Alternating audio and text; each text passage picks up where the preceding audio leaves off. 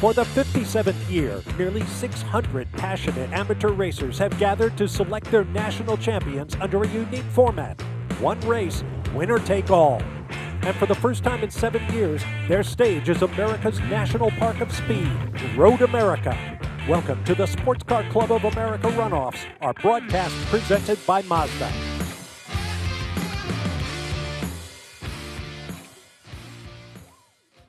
What could be better than a beautiful fall afternoon in eastern Wisconsin? Spending it at one of the world's greatest racing facilities, the 4-mile fast sweeps of Road America. Hi, everybody. I'm Bob Varsha. Tom Gorman is alongside Hayward Wagner down in the pit lane. This is the SCCA National Runoffs. 26 classes in all. A good crowd on hand considering the conditions. And we continue our march through the 26 classes that will crown national champions. One race, winner take all. Up today, B-Spec, a class that you know very well, Tom. Yeah, I was fortunate to spend a lot of years racing in this class, and these are subcompact cars, all less than 15 years old, with the most minor of race preps done to them. You can see a field of Mini Coopers, Honda Fits, Chevrolet Sonics, Mazda 2s, and more. And these guys get to spend quite a bit of time lapping the 4 miles of Road America. The slowest class in SCCA road racing, but absolutely by far not the least interesting. This will be a great race. Well, they're probably the fastest they've ever been. No fewer than 9 drivers dipped under the old qualifying lap record. For more, let's get down to the pit lane and Hayward. Morning, guys. As Tom alluded to, B-Spec is all about racing, and we're going to see a great race with a lot of variety of cars in the front of the field. On pole, David Daughtry. He is the veteran of this class. He's a 9-time national champion, one of the most successful drivers in SCCA Runoffs history. Right behind him, a kid, Riley, 17 years old. There's nearly 40 years of life experience difference between these two drivers. But when it comes to race experience, Riley's now in his 3rd runoffs. He started off as a 14-year-old road racing out of Southern Texas. The big story, though, in this race is going to be strategy. If you talk to the very front of the grid, they say the top 4 are working together. If you talk to the back of the grid, they say the top 6 or 8 are working together. These guys are going to try to keep as many cars in contention for as long as they can. The word on the grid is lap 10 is go time. That's when nobody has friends anymore. That's when everybody's going for the win. The cars I would keep a look at are 3 and 4. Those Chevy Sonics, as Tom likes to call them, the big block cars. Those guys are from the same team and will definitely be working together to try to take down the rest of the field. Thanks, Hayward. That would be lap 10 of 13 as we run in each of the finals here at the SCCA Runoffs. Our broadcast is presented by Mazda, and you heard the whistle. We're getting ready to take to the track. And on top of everything else, a couple of drivers in this field are looking for the highest accolade you can earn on track in SCCA Club Racing competition. Joe Gersh and Chris Taylor each have a shot at what's called the Super Sweep. That is a win in the championship within a championship, the Hoosier Super Tour. A points championship there, a conference championship in what's known as the Majors Tour, and a win here in the one race for a national title runoffs. If those two, either or both of them, can pull it off, they will have completed the sweep. With Chris Taylor starting in 11th and Joseph Gersh starting 13th, they have their work cut out for them, but it is not undoable because, as Hayward said, racecraft is the name of the game in B-Spec. Drafting, working together with partners, and adaptability to make sure that you stay in the fight at all times. It works this way in a lot of classes here in SCCA Club Racing, but none more importantly than in B-Spec. You had a good look at David Daughtry's car. Daughtry with, I believe, his 23rd national start. He has 10 gold medals in this competition, 15 total podiums, and this is his 8th tire rack pole position. Taking a look at Fritz Wilkie, they actually had an accident in qualifying and completely rebuilt that car. Had a rear suspension failure is what I'm hearing, and that car, even to be on grid, I think is feeling like a win for Fritz. He's starting in 18th, but he actually won the June sprints here in that Ford Fiesta. Again, a huge variety of cars, and you think it's a very simple build to build a simple car into a race car, and that makes the details matter even more. We're talking down to gear ratios, per car and per gear are what makes these cars different, and that's where drivers have to learn not only the strengths and weaknesses, but then how to race with one another. Hayward joked a little earlier that the Chevy Sonic is the big block car. That is a 1.8 liter screaming motor in the front of that, and we're all the way down to 1.5 liters in some of the Honda Fits. So only 0.3 liters of displacement between the biggest and smallest engines, but those details really matter in B-Spec. And that's a good example of what club racing here at the SCCA Runoffs is all about. Drivers working on their own cars. These are weekend warriors, people with day jobs who simply have a passion for motorsports. And through the SCCA programs, they're able to come out here and scratch that itch, if you will.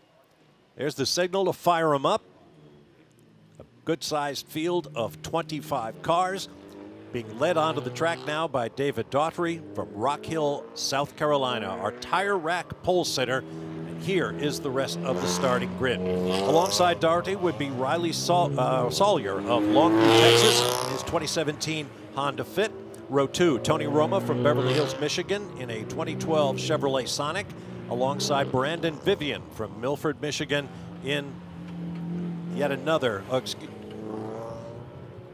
Vivian is in the Sonic. They're both in Sonics. That's why it looks so familiar.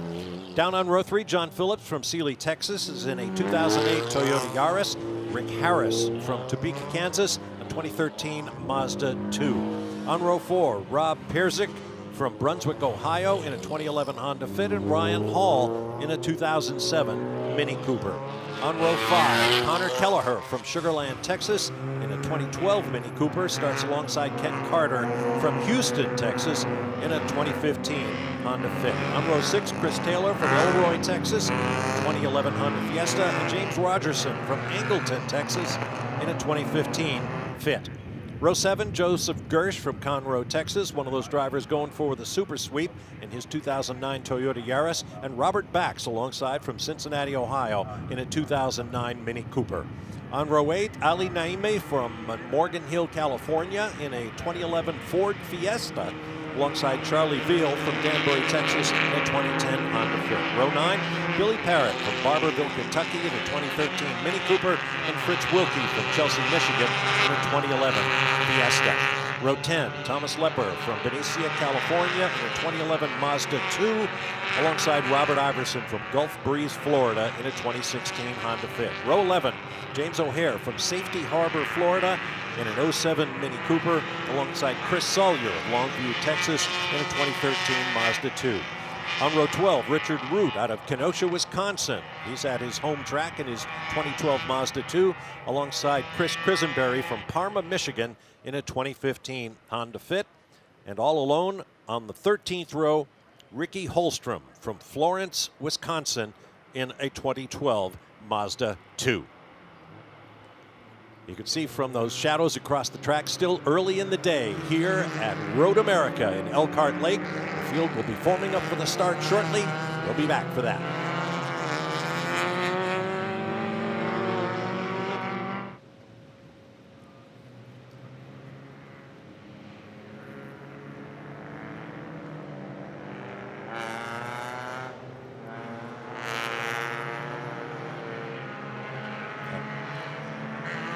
Now, if you're a veteran viewer of these runoffs, you know that special qualifying awards were handed out during 2 of the 3 qualifying days. On day 1, Sunoco 260 Tuesday, James Rogerson won 10 gallons of free Sunoco fuel because his qualifying time to the right of the decimal point was closest among all runners to 2:60. So congratulations to him. He's starting 12th in the field. Day 2 of qualifying, Hawk Brakes gave out the Hawk Breakthrough Award, a new set of pads, to the driver who had the biggest improvement from day 1 to day 2. In this class, that was Robert Iverson from Florida in his 2016 Honda Fit, who went from a 3:01 lap to a 2-minute 57.5. So a nice improvement, and it was very, very close in many of these classes for that honor, but it goes to Iverson. The track is 4 miles around, 14 turns, 10 to the right, 4 to the left. The Track has been here since it opened in September of 1955. The configuration of that 4.048 mile layout has not changed, which is very rare in this era of constant change on racetracks. The track has been widened a bit. It's 28 to 32 feet wide. As you can see, plenty of room for this field of 25 cars to get racy. And you can guarantee they're going to use every inch of it crossways and longways. This is the rundown from the famous kink to Canada corner. Turn 12. Car just entering frame there. That is the only sedan in the field. That's John Phillips, defending national champion, going out on a limb to try what is one of the fastest cars in straight line, Toyota Yaris. That car will be working his way towards the front as fast as he possibly can, because you can guarantee he wants to work with pole sitter David Daughtry.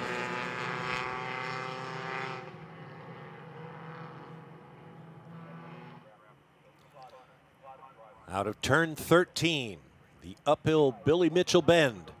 Our field of 25 in the B-Spec class of these SCCA runoffs are ready to go. Approaching the halfway point of this 26th class racing spectacular. David Daughtry, Riley Sawyer across the front row. Very slow, bringing the field in. That means they'll be accordioned nice and tight when they make the long run down to turn 1. It's a very slow run up this hill for these B-Spec cars. David Daughtry, a very experienced road racer, probably picking this speed based on the gearing of that Mini Cooper. One of the best all-rounders here in B-Spec. You can just see how small the profile is as they climb the hill next to that big Honda Fit. That car has a 6-speed gearbox, the only car in the class, I believe, that has the 6-speed, coming up to this green flag. Right now it's a procession. In a moment, there they go. It'll be a rumble. Daughtry leads away. Sawyer at his door handle. Spreading out 3, 4, 5 wide across the back. Looks like Daughtry will have the advantage as they come up to this right-hander. It's nearly dead even as they turned in, but David Daughtry is able to close the door and claim the lead just in front of Riley Sawyer. These two work together in qualifying, but look at them, 3 wide back in the back of the frame. This front end is starting to string out, and they're going to want to get single file as fast as they possibly can. Remember, teamwork and drafting is the name of the game for the first 10-ish laps of this 13-lap race.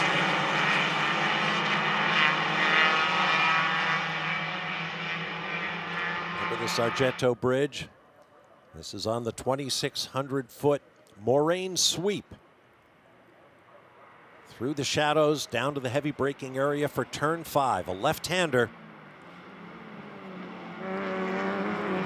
Just topping 100 miles an hour, and they get hard on the brakes for turn 5. That was Rick Harris looking up the inside of John Phillips, but he's not going to complete the pass. Rob Mccarthy running a little bit wide. And then there in the background, the 6 car of Tom Lepper also running wide on the curbs. These B-Spec cars actually spend so much time in the air on the curb relative to how fast they go. It's not very productive to use the curbing. You'll see most of these drivers avoiding them because of how big the ripples are. And you'll also see these cars lift the unloaded wheel at the front or rear, depending on where they are on the track. It's got to be a lot of fun to drive. They're a ton of fun, and that is James Rogerson we're taking a look at, being followed by the 14 car of Connor Kelleher, who got freight trained at the start. He's fallen back quite a bit. Now there's a look at Ryan Hall and Rob Mccarthy, nose to tail. The Mini Cooper of Ryan Hall spent a lot of time by himself in qualifying the last couple days, but was qualified well enough to be up in the top 10. Now that he's got the draft, he will be working his way towards the front, I suspect, but it's side by side. Brandon Vivian making a little bit of a peek into the kink, easily flat out in these cars, almost barely a corner, and it's Riley Sawyer who's going to protect that position. About 7 seconds covered the entire field of 25 in qualifying, but the top 4 cars were covered by 0.8 of a second. Big hit on the curb for Riley Sawyer, looking a little frantic in the fit on this first lap. Brandon Vivian and Tony Roma, as Hayward alluded to, those drivers are teammates sharing the Chevy Sonic, and it's much easier to work together with someone in the same exact car as you versus a pairing like David Daughtry and Riley Sawyer, who have small disparities in their cars. David Daughtry is starting to break away just a little bit, but you will not see somebody just drive off into the distance in B-Spec. Said that, David Daughtry Check the time at the line. Way over to driver's right. Trying to break a draft, perhaps? Up against the wall. It is believed that the hill is a little bit shallower on the right side. I'm not sure if that's true or not, but you'll see a lot of these slower cars dive over to the right side to climb up that 160-foot hill onto the front straightaway. There's John Phillips in his Yaris sedan, and then Ryan Hall has gotten by Rick Harris. So that black Mini Cooper, that car has a lot of pedigree from Pirelli World Challenge TCB days and into SCCA club racing as well. Is marching his way towards the front up to a seventh.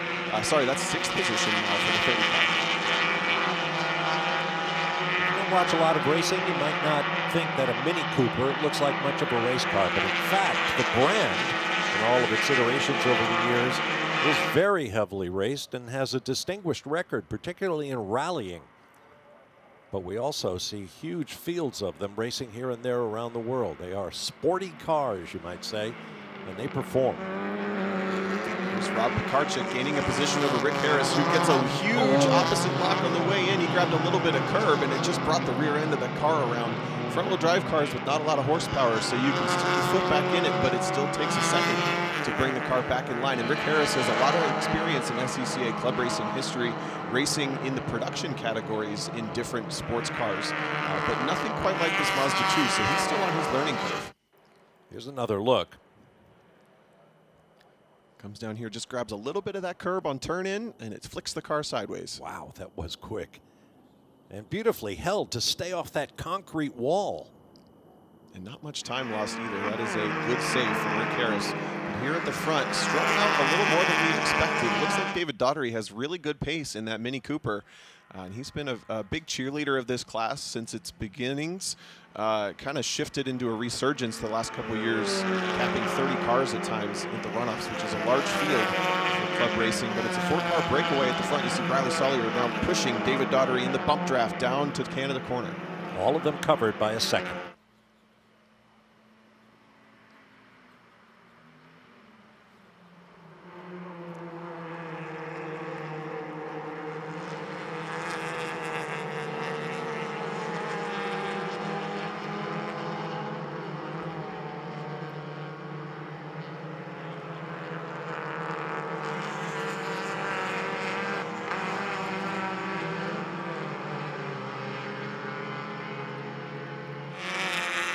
Coming around to complete lap 2 in the B-Spec class here at the 2020 SCCA National Runoffs.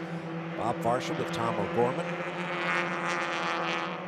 Broadcast presented by Mazda. We hope you're with us for all 26 classes, crowning national champions in a winner-take-all format here at Road America in Elkhart Lake, Wisconsin. Taking a look at the 84 of Fritz Wilkie, who had a dramatic week in qualifying, had some damage done to that car, rebuilt and out there, clinging onto the back of this kind of second pack, circulating Road America, headed down into turn number 1. One of the front-running Ford Fiestas in the category. Great-looking car, but got no time at all in 2 of the 3 qualifying sessions. It's definitely on the upswing, but he is the defending champion from the June Sprints earlier this year, so he's had success at Road America before, just maybe not his week. Going to be doing his best to claw his way into the top 10 as he's circulating just outside in about 14th position. The June Sprints are actually an older event than the runoffs themselves. When this track was built in 1955, the June Sprints were inaugurated a year later, in 1956. They've been a highlight ever since. 4-car draft up front. Remember what Hayward said on the grid, this race goes green in these drivers' minds at about lap 10. Right now is all about jockeying and positioning, putting yourself in a position to make sure that you can win this race after 10 laps. We're racing for 13, so in a couple of laps you're going to see these gloves come off. Back here, though, the gloves are already off. It's a huge scrap between the 73 and the 5. Side by side up into turn 6. That's Chris Sawyer and Ricky Holmstrom almost banging doors with the 26 of Billy Parrott. Oh, Sawyer's off and on and off and around. A huge tank slap. Good Wow. save from everybody to avoid that one.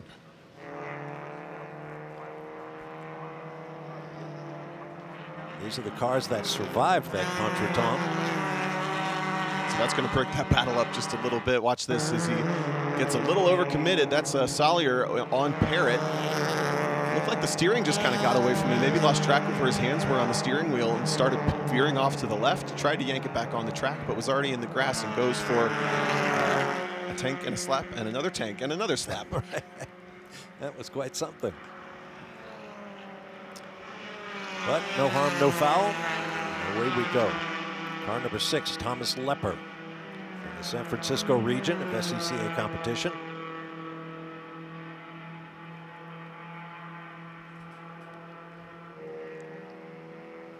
Down to Canada corner once again here on lap 3. The car has a cool history. It's actually previous owners, I believe, were a father-daughter duo that were racing in B-Spec. Neither of them are in attendance, but that car has moved on and continues to race in B-Spec in their honor and at the hands of Thomas Lepper.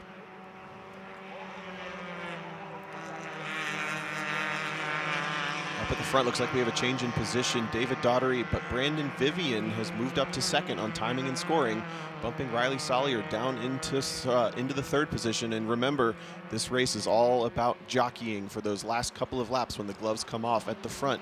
These drivers playing pretty nice at the front for now, but it will get serious as this race goes on and on. You see the order at the upper left of your screen.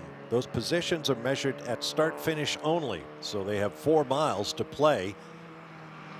And the order might change before they come back around and we get a chance to sort them out again.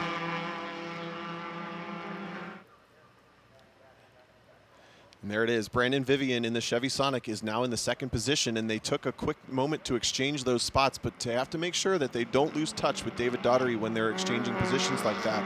Every attack in a B-Spec car loses you significant time because they're really not that great at anything. They're not the best handling cars. They absolutely don't have the most power, but they are a blast to race, and they create this really interesting dynamic within the race between each car. But again, you have to be careful not to lose too much time because they do not recover very well.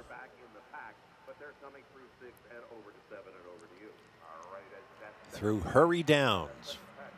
From turn 7 to turn 8. Very tricky corner here. You see there's been some repaving done, patching it, and lots of runoff to the driver's right. Some use more than others. Here's the battle for 6th place, or 5th place, I should say. John Phillips in the sedan Toyota Yaris has been reeled in by Ryan Hall and Rob Mccarthy, who have worked together over the last couple laps to reel him in. If these drivers can start to push each other towards the front, once that race breaks out at the front, remember it might be around lap 10, but if they're patient and that race breaks out, they will quickly come up to that front 4-car battle.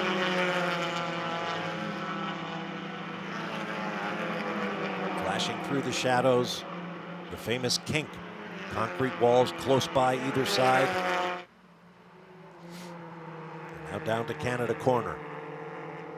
That Toyota Yaris, one of the fastest cars in the class by itself in its own right. So if Ryan Hall can tuck that little Mini Cooper up beneath the sleeker body of the sedan with the Toyota Yaris, those cars stand a good chance to be a good pairing to work together.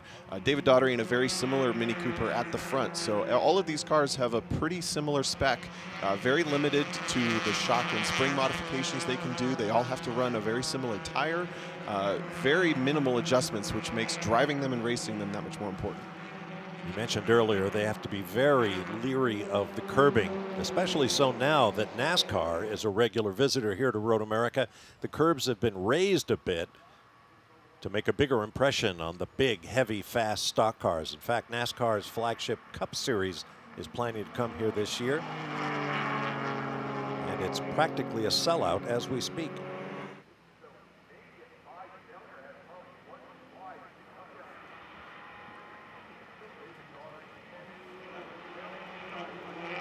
Sweeping through turn 3, onto the Moraine sweep. Midfield straightaway, it is not exactly straight. Over the years, coming here to cover sports cars and what have you, I can recall watching Porsche 962s and the like flashing down through here. A driver favorite across the world, I can assure you. A little different view today, but the fight perhaps breaking out a little sooner than we expected at the front, with Brandon Vivian going to the lead with Riley Sawyer in the silver Honda Fit pushing him past David Daughtry down the front straight. They went side by side for multiple corners, and now David Daughtry all the way back to 4th. I suspect that may not be the game plan, and I'm watching the silver Honda Fit of Riley Sawyer, 17 years old, driving more excitable than the rest of the drivers around him, and I think he may be the catalyst to this race becoming a race a little sooner than Hayward alluded to on the grid. Now watch as these drivers exchange positions at the front. That white white Toyota Yaris will start to get bigger and bigger in their mirrors. A 17-year-old racing driver being excitable, who'd have thought? Who'd have thought? Around a much more experienced crowd up there at the front is Riley Sawyer. And a couple of his teammates are throughout this field. There's one of them, James Rogerson, in the red Honda Fit. Very similar cars, both out of Texas.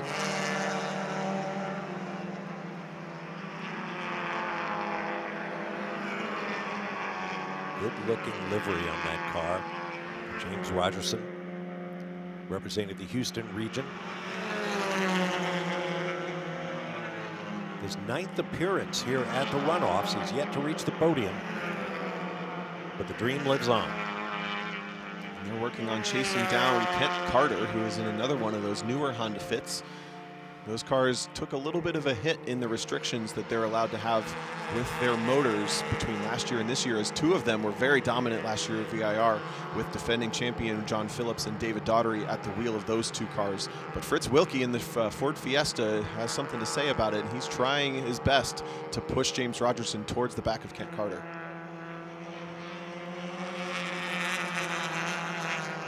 Turn 13, now this is 14. Important to get through it quickly because it leads to the long straightaway. You want the revs up.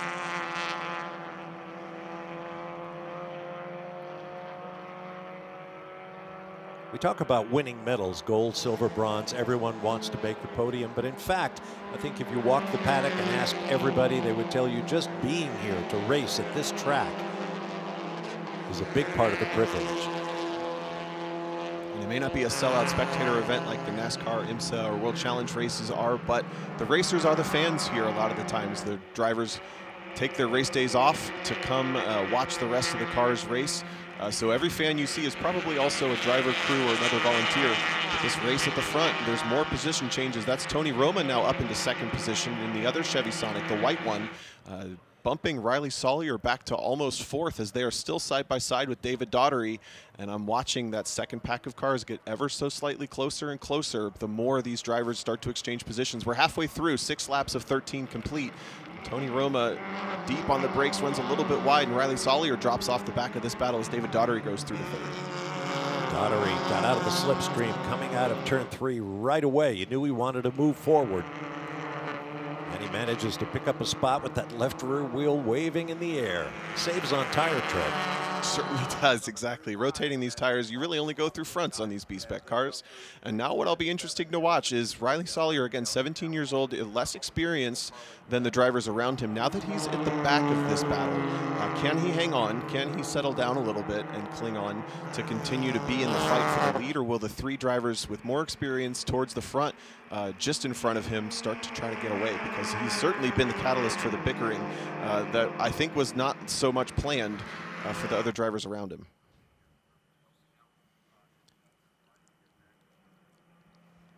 Daughtry up very, very tight on Tony Roma as they go through the kink. Does Daughtry have a move in mind down to Canada?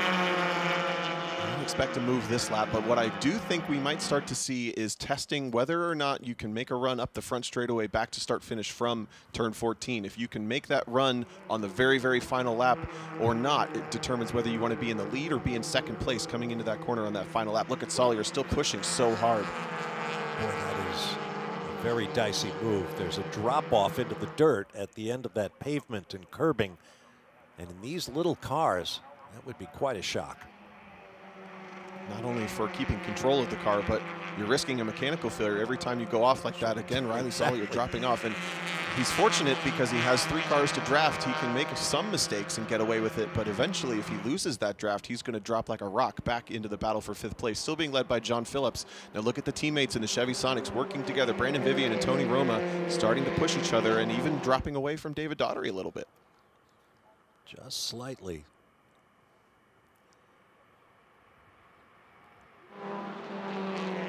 Side-by-side action here. This is Joe Gersh and Connor Kelleher. And Kelleher started 9th. He's dropped down to 13th. And they just got driven straight by the 4 car of Robert Iverson. Iverson, I think, was our Hawk winner. But, oh, he misses turn 1, though. I was about to say, where'd all that speed come from? It looks like he took a bigger double handful of it than he needed down there in 1. Great action here in the B-Spec class, and more to come. Today's broadcast of the SCCA Runoffs is brought to you by Mazda. Feel alive. When the finish line calls, we answer. Hit the road with insurance protection from Haggerty. Whether you drive a built racer, sports car, or exotic, and save an average of $264. Get a quote today at Haggerty.com.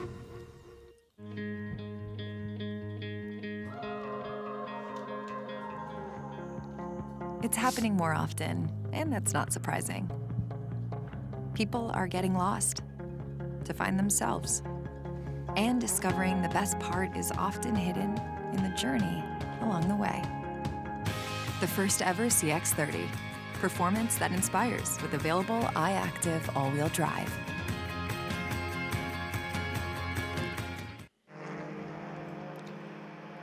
Back at Road America, the B-Spec action continues. Long sweep down through the carousel for this group of 4.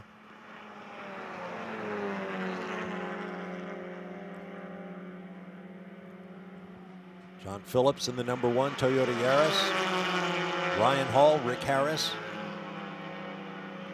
Robert Karchik.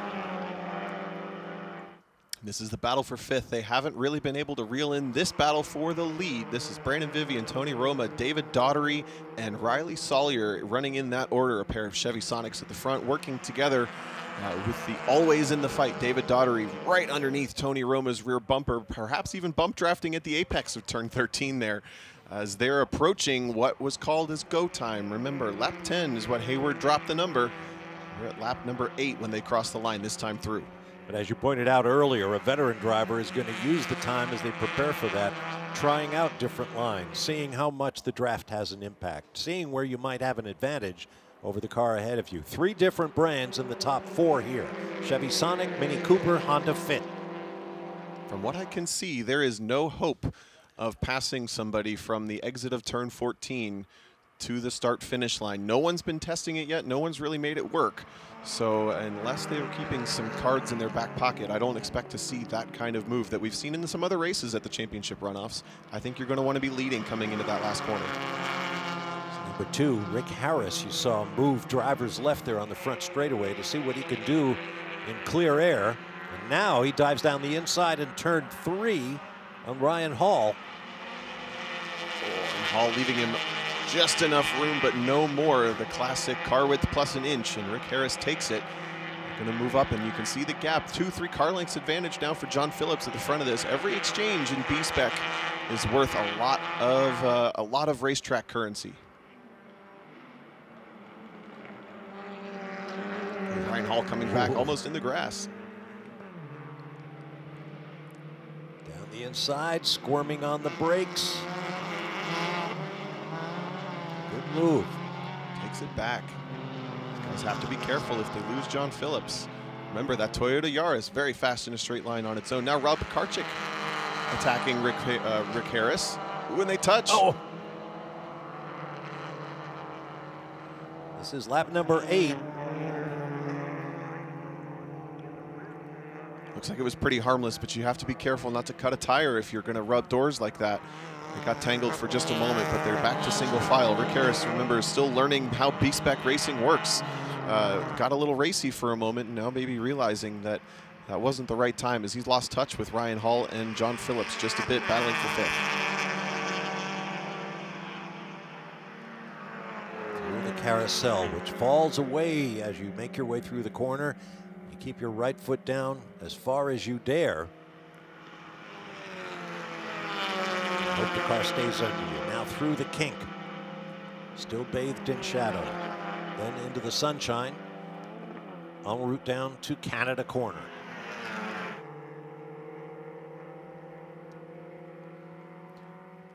All that racing has brought Kent Carter into this fight. It's a 3-car duel for 8th place. That is Rick Harris in the Mazda 2, Rob Mccarthy in the American Flag Honda Fit, and now Kent Carter in that newer Honda Fit with the black and gray and orange has entered this fight. They are still all in the top 10. The top 10 at the runoffs is not insignificant, so every position counts. With John Phillips getting a little bit of a break in the #1 car. He's your defending champion, but switching from the Honda Fit to the Toyota Yaris this season. Ryan Hall is going to work his way back up towards the back bumper as the leaders continuing to let this battle simmer just a bit.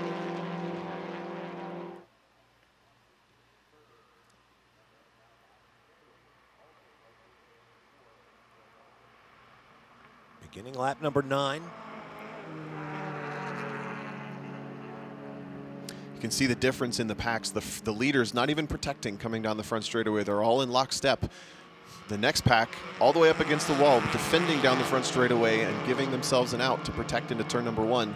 So this second pack of cars racing for 5th through 10th, sorry, what is now 5th through 10th, yes. Yep. Those drivers, the race is absolutely on back here as Rick Harris continues to protect from Rob Mccarthy. Meanwhile, the top 4 have opened up a gap of 9 seconds from 4th place Riley Sawyer to 5th place John Phillips. And that's what 9 seconds looks like on the straightaway. Covers nearly the entire distance as the lead pack comes down into turn number 5. And the Chevy Sonics, remember, those are a 1.8 liter in the front of those cars. They make a little bit better torque, but run out of steam towards the top of the gearing. So they're not the fastest in a straight line, but they are absolutely the fastest in the first 100 yards off the corner, which makes them very good for racing. The Mini Cooper and the the Honda Fit are a little bit more all-rounders. So they can run a lap, especially in a draft. They're very fast, but they may not be able to defend if those Chevy Sonics continue to work together like this.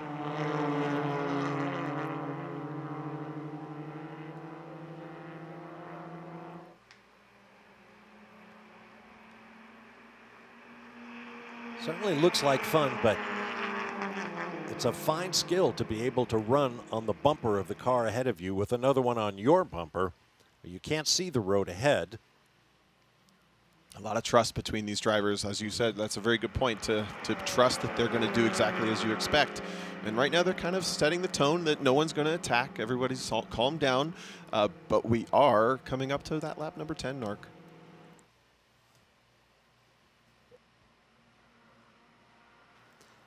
Down to Canada Corner, we have a challenge for 5th place.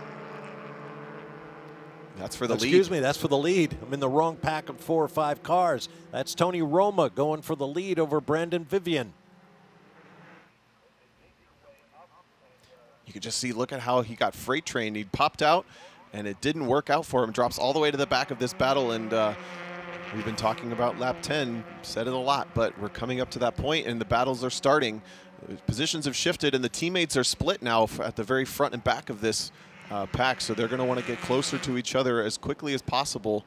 Riley Sawyer and David Daughtry worked together quite a bit throughout this week. I would say not officially teammates, but absolutely capable of working together, and there's how that draft starts to work in favor of the Honda Fit. Honda Fit down the inside of David Daughtry clears him easily and maybe challenging for the lead. Strong move by Sawyer. Takes a little bit more road, but hangs on to 2nd place. That Honda with the 6-speed transmission does have the steam at the end of the straightaways that the Chevy Sonics lack. So if Riley Sawyer is in position to claim a pass down one of these long straightaways on that final lap, he's going to be a big threat for the gold medal.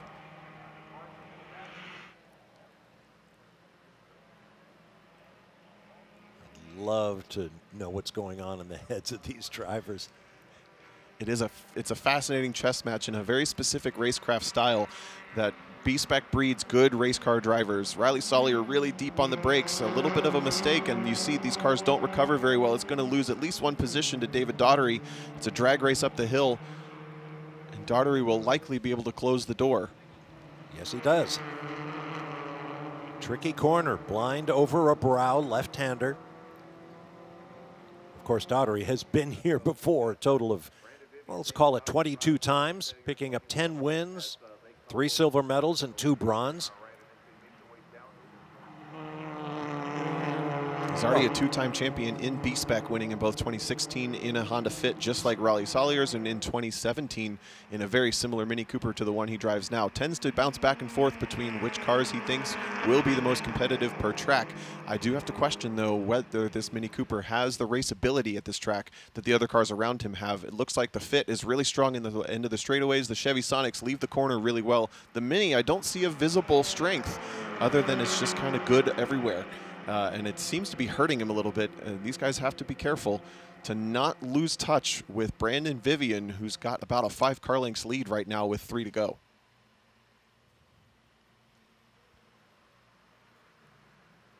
The clock is ticking.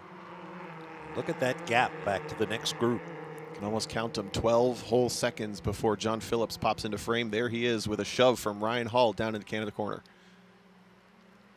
I wonder if this group is resigned to battling over that 5th place spot, or if they have dreams of moving forward.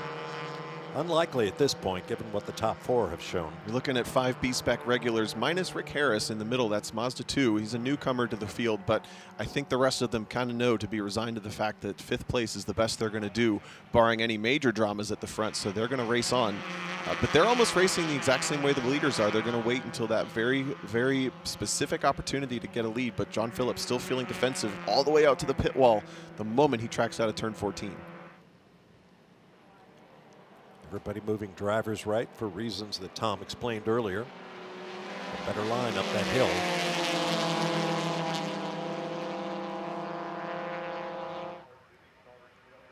Meanwhile, back to the front.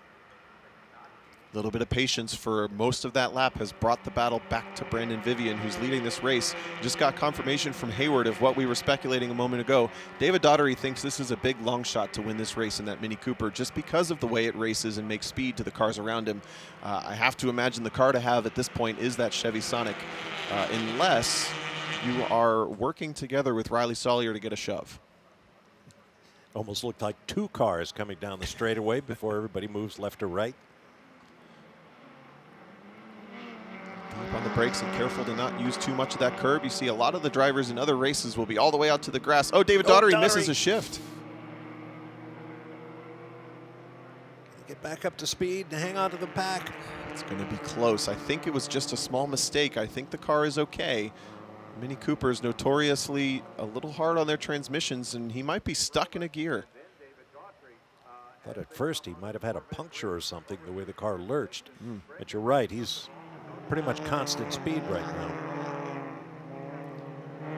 Car appears to be back at speed, so I think David Daughtry's car just may be a missed shift for that Mini Cooper, but I think he's just dropped out of range.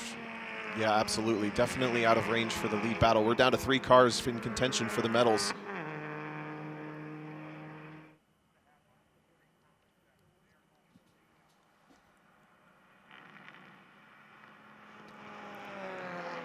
Heading to the infamous kink at Road America. The order is Brandon Vivian. David Daughtry was in a fine 2nd place until he apparently missed a shift on the run from turn 5 to turn 6, and he has now dropped back to 4th place, while Riley Sawyer and Tony Roma have taken 2nd and 3rd. 2 Chevy Sonics, 1 Honda Fit. It's a lot of pedigree between these 3 cars. One of them a Pirelli World Challenge Championship winning car in pro racing. One of them a multi-time B-Spec National Championship Runoffs winning car at the hands of John Heinrichsey. The first car is the pro racing car. The 3rd car in line is the club racing car. Totally exactly the same spec. And then the Honda Fit in the middle. That car is strong at the end of the straightaways. Watch how the draft starts to come into effect. The 22 car already pulling up to the back of the 25 in the lead. No drift to the right side of the track that time. Beginning lap 12. White flag next time by. Look at Sawyer close up. It's down to 1 car length by the time they hit the brakes, so that Honda Fit is really good on the top end. Did receive a restrictor plate change from last season to this season, as one of those Honda Fits is the defending championship winning car from last year at VIR, but it's not hurting it at the top.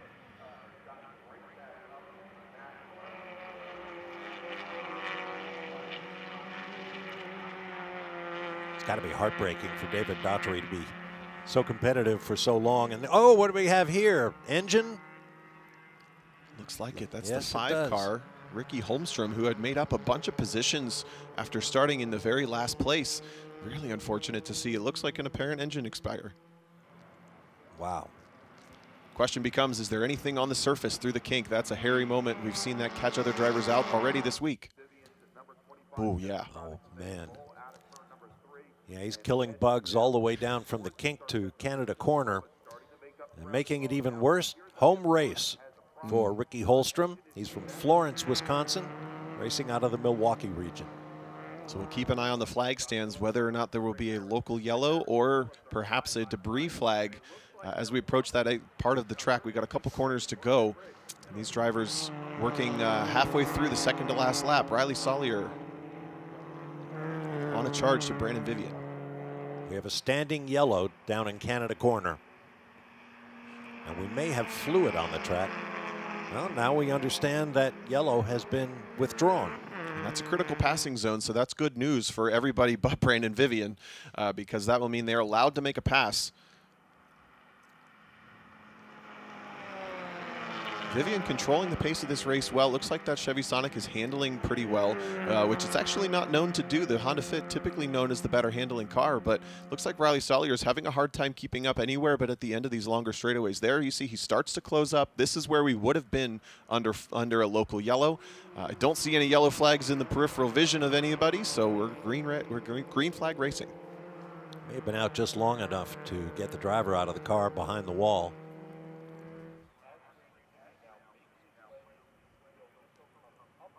Okay, gentlemen, time to show us what you've got. Coming to the white flag here in the B-Spec class at the runoffs. Ooh, Riley Sawyer had a big cross-up. It looked small, but in the car, that was big, and he lost a bunch of ground on Brandon Vivian. The question is, does Tony Romo give him a push? No, Tony Roma pops out in the Chevy Sonic trying to go for second place. Wrong time, guys. It's only the white flag. They are assured of a medal. The question is, what will the color be for Vivian, Sawyer, and Roma? Smart move by Roma to pop back in. Look at this scrap. This is for 5th and 6th. Rick Harris with a run in the Mazda 2 up the center, but runs out of steam in the middle of the straightaway, and now the Honda Fit on the outside of Rob Pekarczyk will take that 6th place. The next Honda Fit, a newer generation, also sweeps around the outside. Kent Carter in the gray and orange. John Phillips still holding down that what is now 5th position. Rob Pekarczyk was the big gainer, goes all the way from the back of this pack up to 2nd. That's 6th place.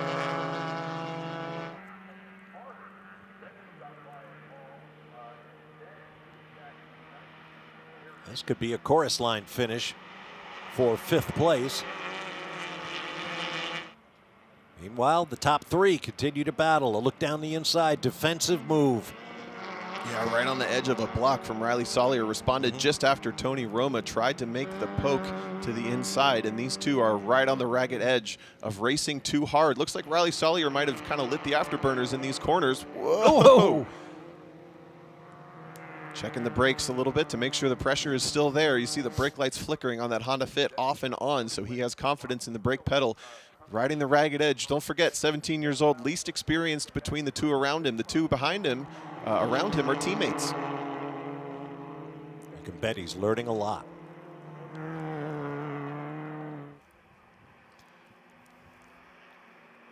Entering now into what is basically the longest straightaway on the track for these cars, because they're absolutely pedal to the metal. No lifting for the carousel, no lifting for the kink, capping out at just over 110 miles an hour before they hit the brakes into Canada Corner.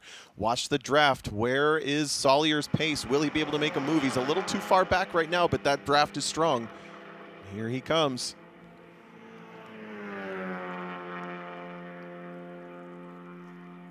Looks like he moved to the right. Yes, he did, coming alongside. Oh, textbook timing, but Vivian's having none of it. Deep on the brakes around the outside, and they're going to be side by side. Great move by Sawyer. You want to be on the inside line for the next corner. Of course, if you're side by side, corner after corner, you're going to see a corner going in the other direction sooner or later.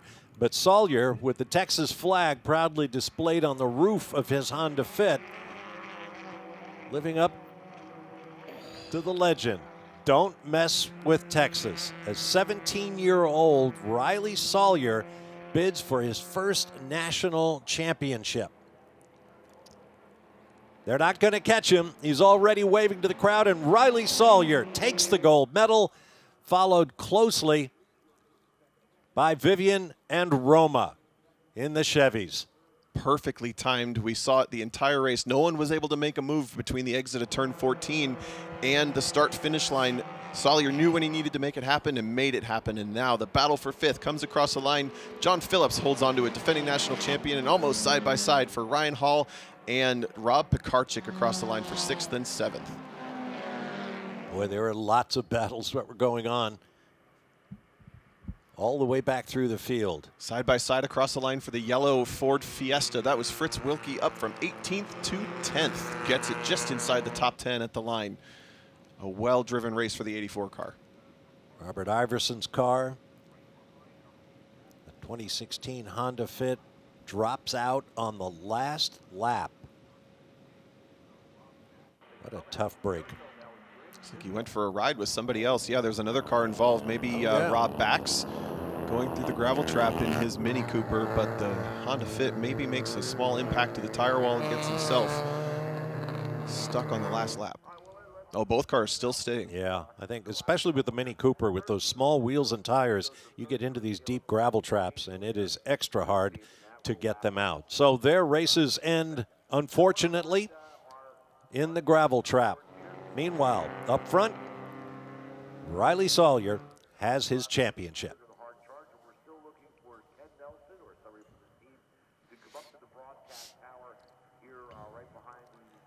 Looking forward to hearing from Riley Sawyer. Impressed to see the composure to still make the move when it counted, because he was on the ragged edge a number of times throughout that race. I think we didn't see really much drama out of the Chevy Sonics behind him or around him the entire time, but he kept himself in the fight, had been down to fourth at certain points, but picked his spots and had the perfect opportunity, and I would say the perfect strength in the right spot on the track to make the move when it counted. His best performance in these runoffs came last year at Virginia International Raceway, where he finished fourth in H production. But now he not only has his first podium, but his first runoffs gold medal.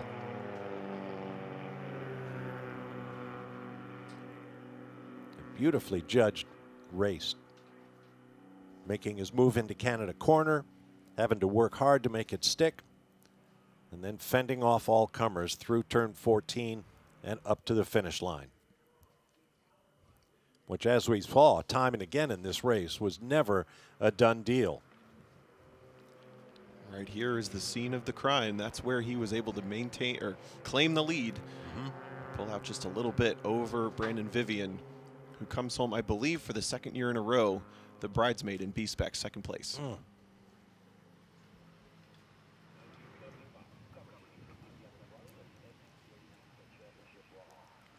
And spare a thought for David Daughtry, the veteran with all of those championships and podium finishes, all of those starts here at the biggest event in club racing.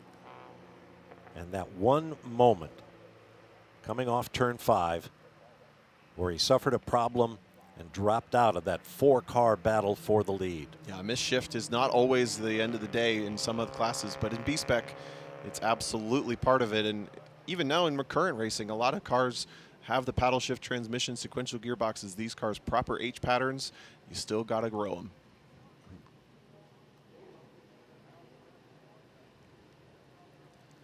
Other classes lining up.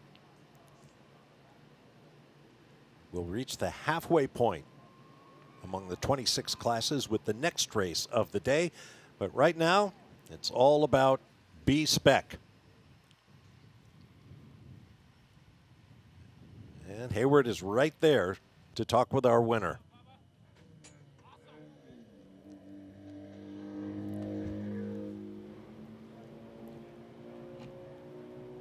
Beautiful sunshine bathing Parc Fermé as our B-Spec podium finishers, Riley Sawyer, Brendan Vivian, and Tony Roma, are gathered.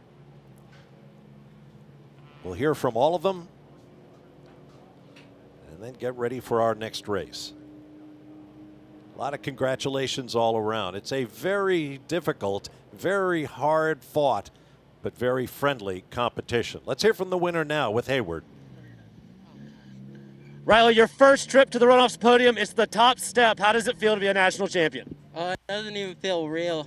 Like on the last lap, I just kept thinking like I didn't know if I actually won or not, but it feels amazing. You're the youngest driver in this field, but when Savvy counted, you had it. You were able to make that move into Canada corner. How soon did you know in this race that you had something for those guys at the end of that straightaway? Like whenever Brandon passed me, I just figured that I could pass him in Canada, so that's what I tried, and I made it work. I got a funny feeling you have a few people to thank. Yeah, I have to thank my grandpa right here. He made sure I could do all this. MSR Houston, G-Lock Brakes, SCCA, and just everyone here. Well, congratulations to you. Congratulations to your grandpa. I know he worked real hard to get you here. Enjoy your victory lap. Thank you. Looks like Grandpa can't wait to congratulate our new national champion. Chris Sawyer must be very proud. Final results, Riley Sawyer over Brendan Vivian and Tony Roma in a hard-fought battle. David Daughtry was there until a few laps to go when he fell back. John Phillips won the battle over Ryan Hall, Rob Mccarthy, Ken Carter, Rick Harris, and Fritz Wilkie. And those times tell you everything you need to know about that battle for 5th through 10th place. So there you have it. A win for a young kid who no doubt has a big future.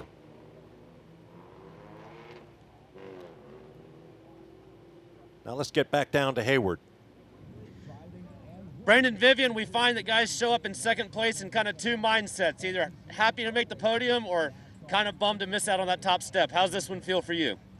Yeah, kind of bummed. You know, led a lot of the race, and you know, the last lap there, Riley got a good run and was able to pass me down into Canada, and you know, so close, but you know, just not there yet. So there still has to be quite a bit of satisfaction in taking a podium spot here in B-Spec, a class that's so close. What was it like to race with these guys? Oh, it's absolutely awesome. You know, we have really good camaraderie in the class, really good close racing. As you saw out there, it was really fair. You know, look, I loved every minute of it. You know, just disappointed it wasn't one step above. But glad to represent the class here on the podium. Totally understandable. Congratulations to you. I'm gonna have you step off to this side, and we're gonna bring Tony on up.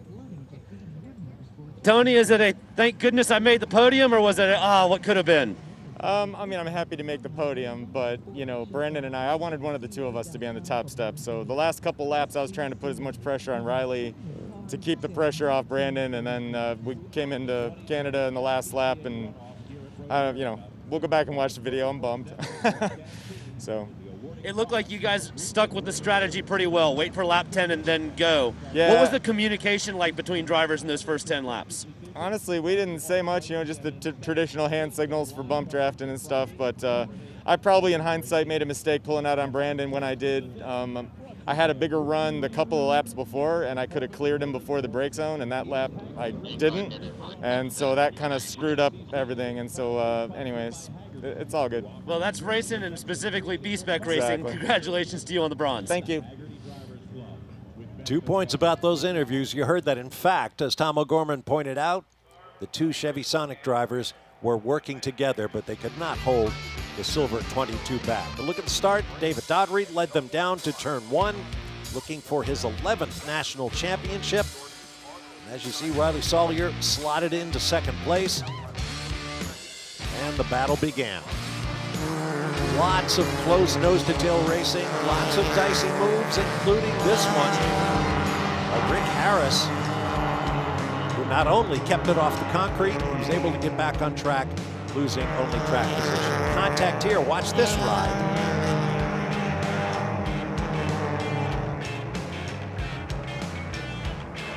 Amazing spin for Chris Sawyer. Then this 4-car breakaway became a 3-car breakaway when the red Mini Cooper of David Daughtry suffered a problem. mischief or something else. He was able to get back up to speed, but he was 4th behind national champion Riley Sawyer. So congratulations to everyone in the B-Spec class, especially to what may perhaps be the youngest national champion in 2020, Riley Sawyer.